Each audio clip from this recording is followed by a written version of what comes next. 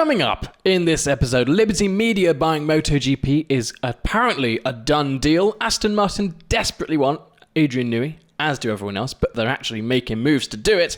And Williams offers an update on their chassis issues following a disastrous Australian Grand Prix. All coming up on this episode right now. If he continues this way, he's going to be one of the greats.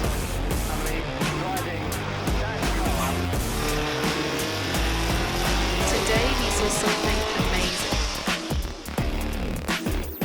This is Formula One. This is the sport we love. Welcome to F1 Briefings in proud partnership with Sports Illustrated. Hope everyone is doing well. It's a weekend without any racing. It's Easter weekend. Let's eat some chocolate. But let's go into the first story. And that first story is Liberty Media is close to buying MotoGP. What is happening in the world of Liberty Media right now? Yeah, so it's been talked about for a little while, kind of rumoured here and there, but a report came out from the Financial Times earlier this week that Liberty Media are now close to signing off a €4 billion deal. Not dollars.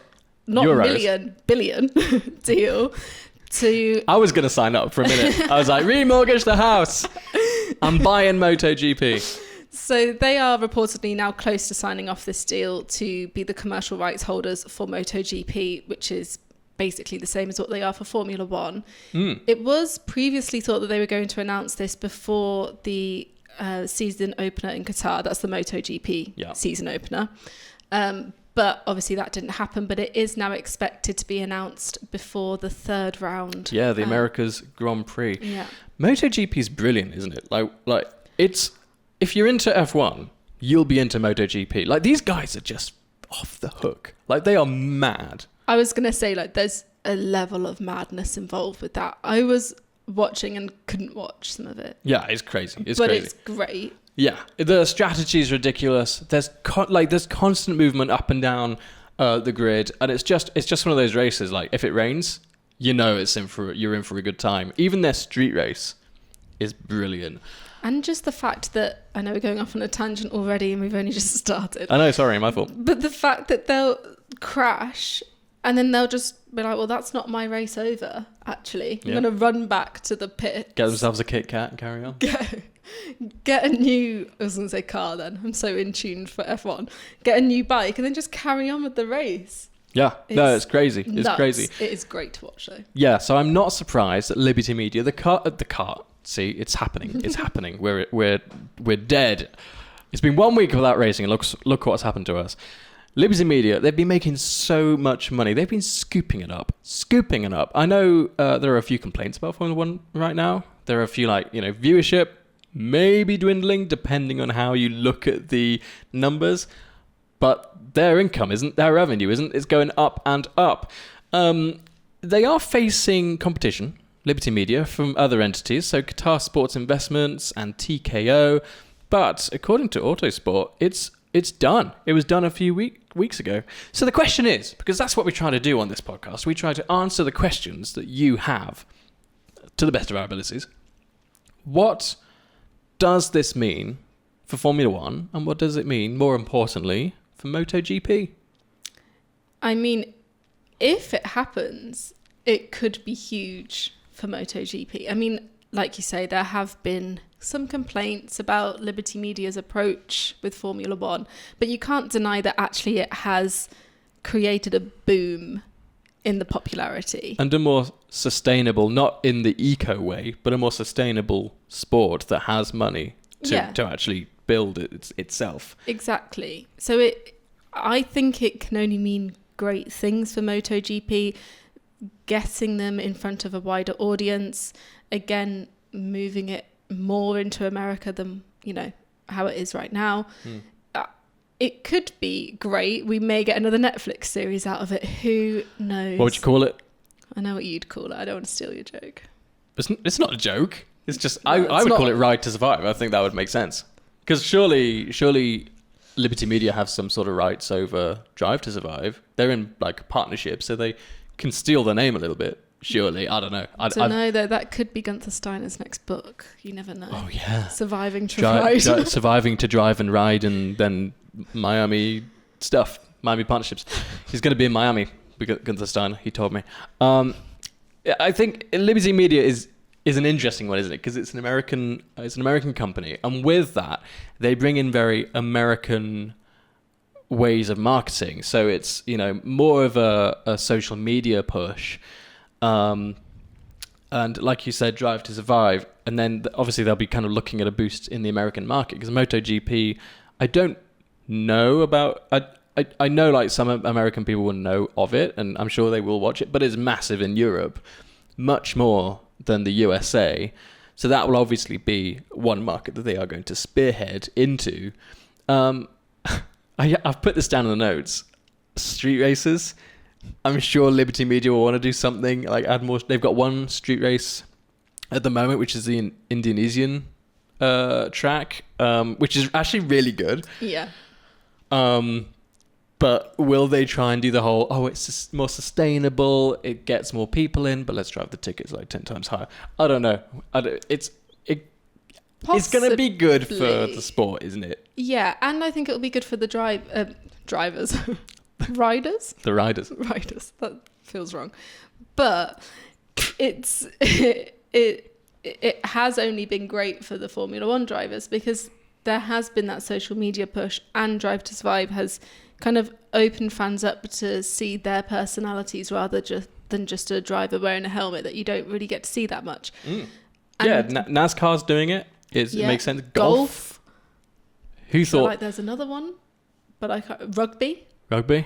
Sorry, American football. That's not. No, that's not. No, but I know that's not it. I know. Sorry, American it's not people. The same. No, that would be more sorry to British people because it's on rugby. Yes. But the closest sport in America is American football. Right. Yeah. Let's move on. Yeah. So okay, let's bring it back. Yes, Netflix was huge. The question is though, can they actually do it? And to kind of preface this, it took F1 and Bernie Ecclestone a long time to actually do the simple things like getting a YouTube channel and pushing the drivers to get social media. And MotoGP is kind of in that, it's not as bad, but it's kind of in that stage right now. So I don't watch a lot of the races. I just haven't got the time. So watching the best bits on YouTube is like how I get my fill. And they come out late. Like F1, it's out within like 5 hours or something. Within the day, easily. MotoGP, you're waiting days. And then it's like 5 best bits, which is a bit, So I think Liberty Media will help with that. But can they actually do it? This is the question. So CVC Capital owned both F1 and MotoGP. But in 2006, they were told to drop one for the reason that it's almost like a monopoly, isn't it? They have to be open to competition. So for that reason, they sold their shares in MotoGP to Bridgepoint, who are the ones now selling to Liberty Media. So it's this kind of weird thing right now. I think it would be good. But I know people will look quite negatively upon this, I think. But I just want more people to see MotoGP. I think it's great racing. And Liberty Media know how to market it. Yeah, I think it'll be the traditional fans that will have an issue with it. Yes, definitely. Now, let's move on to Aston Martin. They've kind of... We don't know if this is entirely true, but this report comes from Motorsport. So it comes from like a trustworthy source. And Autosport, they said that Lawrence Stroll has offered Adrian Newey an astronomical sum to join Aston Martin. I straight off my head, I'm like, yeah, like I'm sure every team is doing this, but there are a few reasons why I think, you know what, this could actually be true. So this is what Autosport says.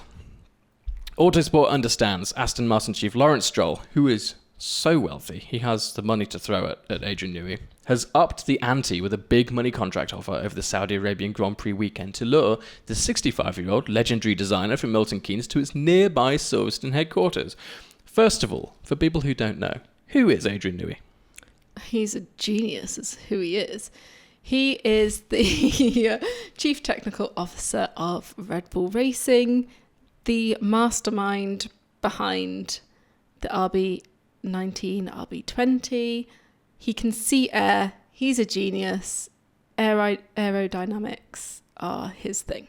Yeah, like he is kind of behind. The Red Bull went through a phase in the early hybrid era where their cars were a bit crap, like early hybrid era, or area, whatever you want, whatever. The issue was the engine, actually. The issue was a powertrain. Like, you know, Renault didn't do them any favors. But what was always very good with these Red Bulls was their chassis, and that was Adrian Newey and his team. It's always worth noting, and his team. He is not the only talented person within Red Bull. We'll move on to Dan Fallows in a second. But he is the guy who goes around with his notes. You see him on the grid. You see him looking up, you know, the Mercedes W13. He was like, that squash dough looks kind of interesting. Let's have a look if we can do something with that. And here we are with the RB20. He's like you said, he's an absolute legend. Now, this is all rumour, but Aston Martin, they have a habit of poaching the best people, like Dan Fallows. Mm-hmm. Yeah, so Dan Fallows was with Red Bull since 2006. Yeah. So, you know, he was loyal. He was a lifer. Yeah. He was a lifer. And he was the head of aerodynamics, so obviously worked closely with Adrian Newey. And he joined Aston Martin, I believe, April 2022. Mm-hmm. Then obviously that was the last year. Oh my God, I'm losing all my years. That was 2 years ago. Yeah, but then last year was when everyone was saying that the Aston Martin looked so similar to the Red Bull. Yeah. And obviously they'd brought some people over. You can wipe their laptops, you can't wipe their minds. That's all I'm saying. So they've obviously, they're not afraid of going after people from other teams, which is it's fair game. It's part of everything that goes on. But I think aside from other rumours, and there's constantly rumours about Adrian Newey potentially moving to other teams because he is so successful right now, especially, but you know, for years.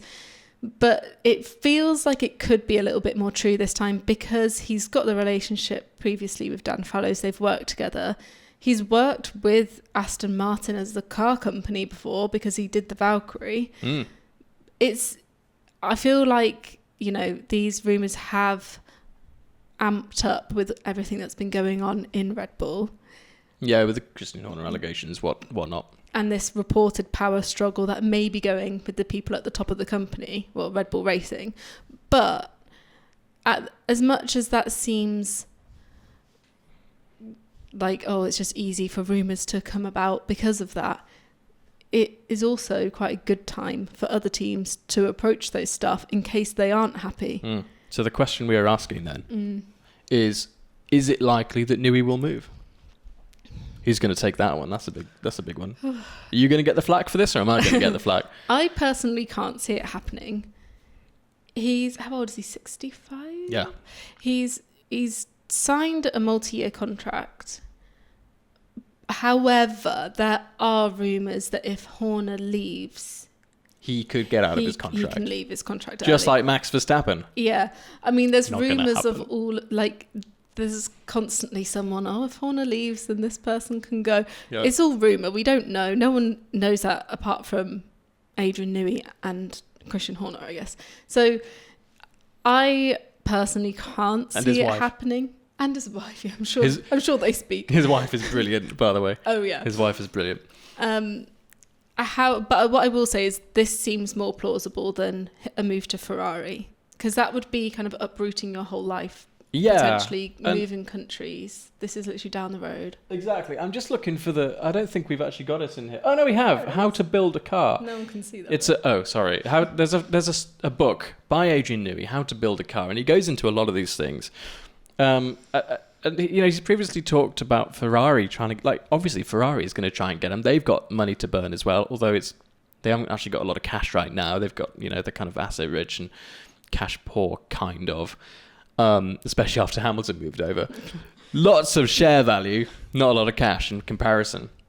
But Ferrari tried to make him go over to Maranello. And he was like, well, I have kids. They're in schools. I'm happy in England. Like you said, he's going to have to move his whole family to Italy to join Ferrari. Aston Martin, though, they're not in Italy. They're at, Silverstone. So maybe this is a potential move. And look, he may be thinking, I've kind of got this Red Bull stuff sorted out. Like 2025... 2024, I believe, is a done deal. 2025 might be closer. I do think he's the type of guy as well to be like, let's fix something. I've done this challenge, on to the next. In which case, maybe he'll move to Haas.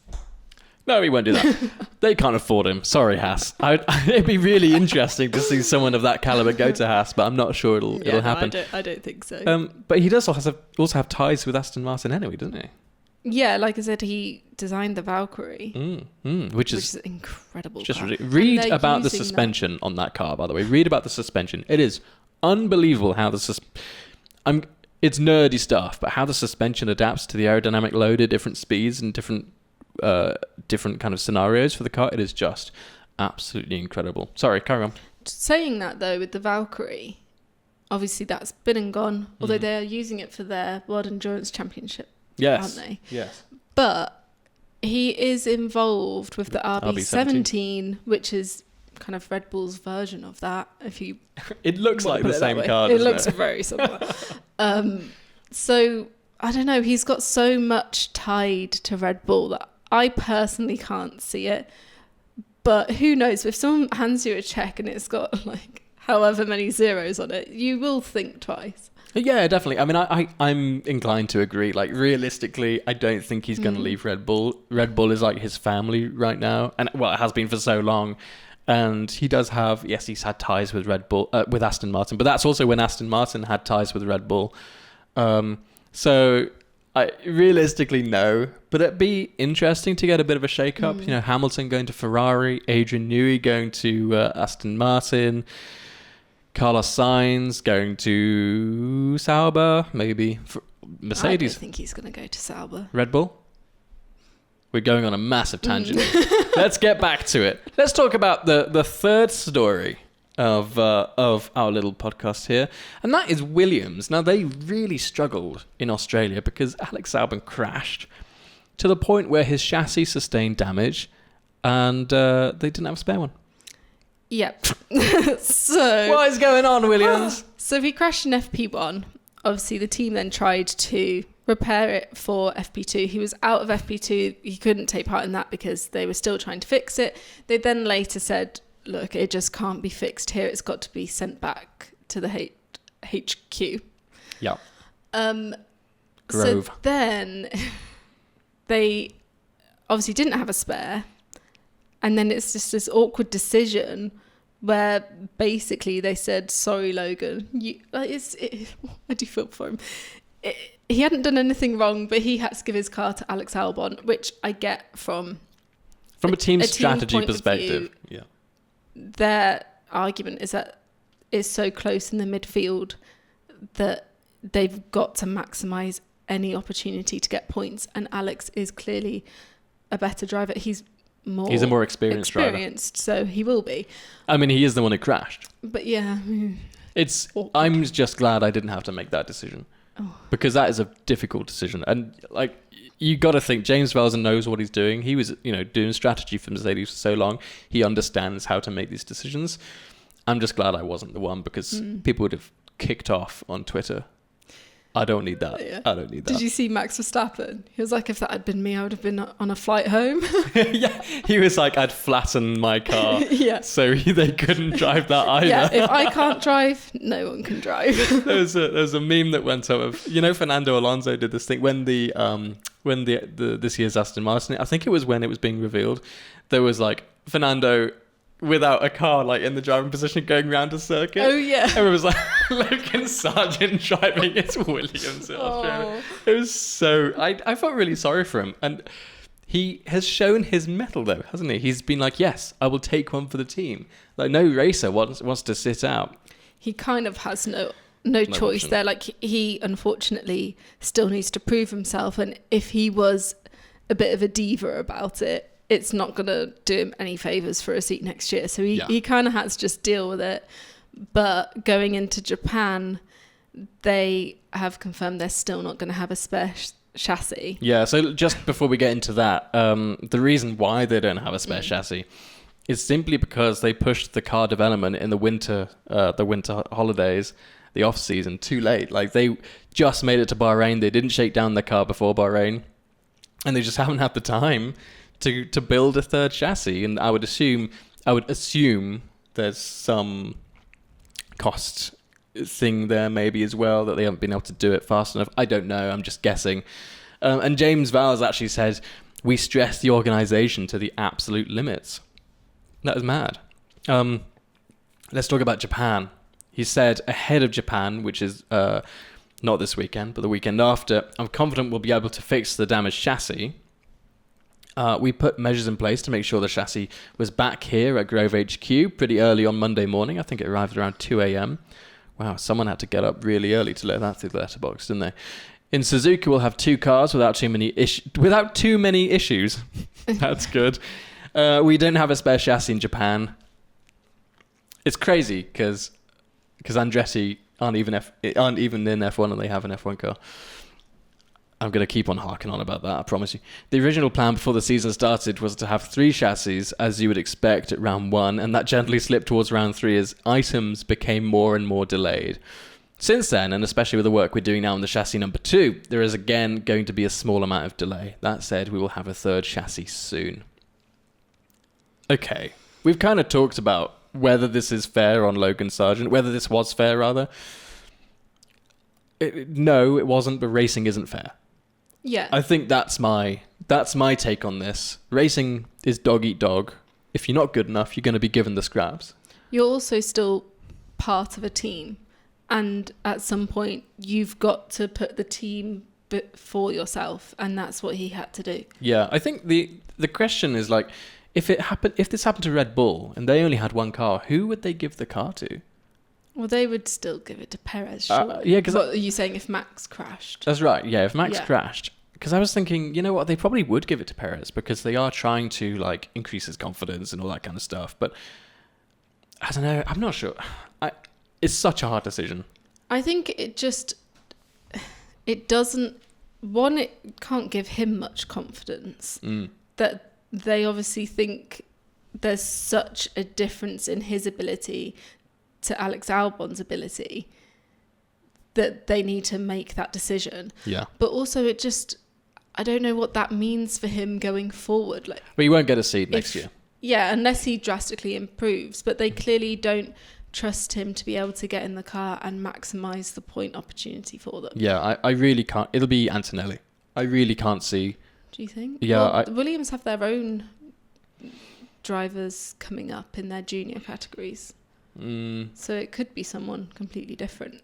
Yeah, but I think could be the thing is, like, Antonelli also has the media upheaval around him as well, so people are talking about him, and Williams needs that. They need that rush of people going, "Oh yeah, Antonelli, he is." I think they are going to choose that. That's one of my predictions anyway. But I just don't think, like, this has kind of proven that they don't trust that Sargent can not lead the race, obviously, but, like, he can't put his best foot forward. So why would they give him another year's contract? It'll be interesting to see how he moves on from this, because you could either be like, okay, right, this is a setback, but clearly this is where I am with the team. I've now got this amount of months to sort myself out and turn things around and drastically improve, or it's dented his confidence too much and he is just like, ugh. Yeah, I mean, he's struggling. He hasn't got the best racing history before F1. He moved up quickly. Yeah, but he's not like a champion, is he? Yeah, no, I mean, he probably moved up a bit too quickly. Oh, sorry, right, yeah, exactly. I agree, because they want that American influence. I think you know, the fact that he is American goes in his favor. But yeah, I don't think he's. When we started this season, or when Logan Sargent's contract was renewed, I was thinking, this is good because it just removes another variable that could change. And Williams needs stability right now so they can focus on what matters, like the infrastructure and the development and Chassis. and the chassis production. But Sargent hasn't got any better. And I know we are early into the season right now, so just little asterisks there. But like, I don't know. I can't see the potential in him that you saw in someone like Alex Albon or even Behrman, who came in and just nailed it straight away. Obviously in a faster car, but he showed no fear. And I just don't see that with Sargent. But I wish him the best. I mean, look, I hope he does. I hope he does do better. I love Williams as a team, and I think James Vowles is great. So I really do want them to have like a winning partnership between their drivers. But I just can't see it. Yeah, I agree. I think it would be amazing if he could turn it around. I think that would look amazing on him and his kind of personality and drive. But it's a long season. Let's just see what happens. It's a long season, and we're only 3 races in. We're looking forward to the Japanese Grand Prix. I hope you enjoyed this video as much as we enjoyed making it. And let us know down in the comments, is Sargent good enough for Williams? Is he good enough for Williams? That's the only question we're wanting you to answer right now. Thank you so much for watching. If you're a reader of the Sports Illustrated website, there's been some technical issues. We're getting through it. Things will be back on the road, back on track. Don't excuse the pun. Very soon. We are just we're pushing, and it's we're getting there. It's just an uphill battle right now, but we look forward to covering the rest of the season. Again, thank you so much for watching, and see you in the next video.